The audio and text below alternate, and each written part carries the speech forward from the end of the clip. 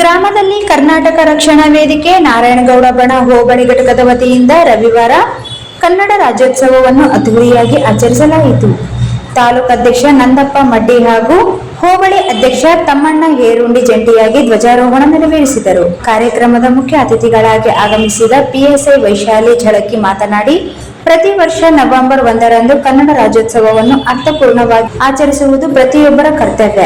ಯುವ ಪೀಳಿಗೆಗೆ ಕನ್ನಡ ನಾಡಿನ ಇತಿಹಾಸ, ಸಂಸ್ಕೃತಿ, ಕಲೆ ಮತ್ತು ಭಾಷೆಯ ಬಗ್ಗೆ ಅರಿವು ಮೂಡಿಸುವುದು ಅತ್ಯವಶ್ಯ ಎಂದು ತಿಳಿಸಿದರು. ಕರವೇ ಮುಖಂಡರಾದ ಭೀಮಣ್ಣ ಲಿಂಗದಹಳ್ಳಿ, ವೆಂಕೋ ಭಗೀರಥ, ಭೀಮರಾಯ ಮಕಾಶಿ, ಮಲ್ಲು ತೆಕ್ಕಳ್ಳಿ, ವೆಂಕಟೇಶ್ ಜಗರ್ಕಲ್, ಅಂಬರೀಶ್ ಲಿಂಗದಹಳ್ಳಿ, ವೆಂಕಟೇಶ್ ಗಂಗು ಸೇರಿದಂತೆ ಕರವೇ ಕಾರ್ಯಕರ್ತರು ಹಾಗೂ ಸಾರ್ವಜನಿಕರು ಭಾಗವಹಿಸಿದ್ದರು.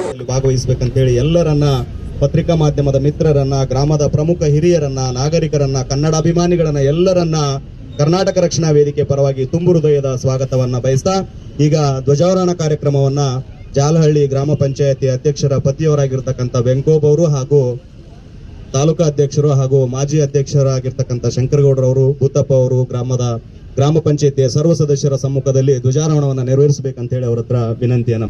ನಾವು ಇಷ್ಟು ಫ್ರೀ ಆಗಿದ್ದಿದ್ದಿಲ್ಲ, ಯಾವುದೇ ಕಾನೂನು ವ್ಯವಸ್ಥೆ ಇದ್ದಿದ್ದಿಲ್ಲ, ನ್ಯಾಯಾಂಗ ವ್ಯವಸ್ಥೆ ಇದ್ದಿದ್ದಿಲ್ಲ ಮತ್ತು ಶಾಸಕಾಂಗ ವ್ಯವಸ್ಥೆ ಇದ್ದಿಲ್ಲ, ಯಾವುದೇ ವ್ಯವಸ್ಥೆ ಇದ್ದಿದ್ದ. ಹೇಗೆ ನಡೆಸ್ಕೊಂಡು ಹೋಗ್ಬೇಕು ಅನ್ನುವಂತ ಪ್ರಜ್ಞೆ ನಮ್ಮಲ್ಲಿ ಕಾಡ್ತಾ ಇತ್ತು.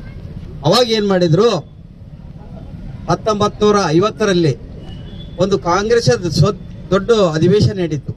ಅವಾಗ ಫಸ್ಟ್ ಏನ್ ಮಾಡೋದು, ನಮ್ಮ ಭಾಷೆಗಳ ವಿಂಗಡಣೆ ಮಾಡಬೇಕು, ನಾವೆಲ್ಲರೂ ಒಗ್ಗಟ್ಟಾಗಿರ್ಬೇಕಂತ ಹೇಳಿ ಭಾಷೆ ಅನುಗುಣವಾಗಿ ಸತತವಾಗಿ ಪ್ರಯತ್ನದಿಂದ ಅವಾಗೇನಿತ್ತು, ಕೆಲವೊಂದು ರಾಜ್ಯಗಳನ್ನು ಬದಲಾವಣೆ ಮಾಡಿದ್ರು.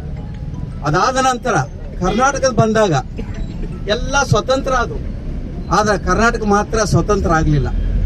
ಅವು ಏನಾಯ್ತು, ಮದ್ರಾಸ್, ಹೈದರಾಬಾದ್ ಮತ್ತು ಮುಂಬೈಗೆ ಒಳಪಟ್ಟು.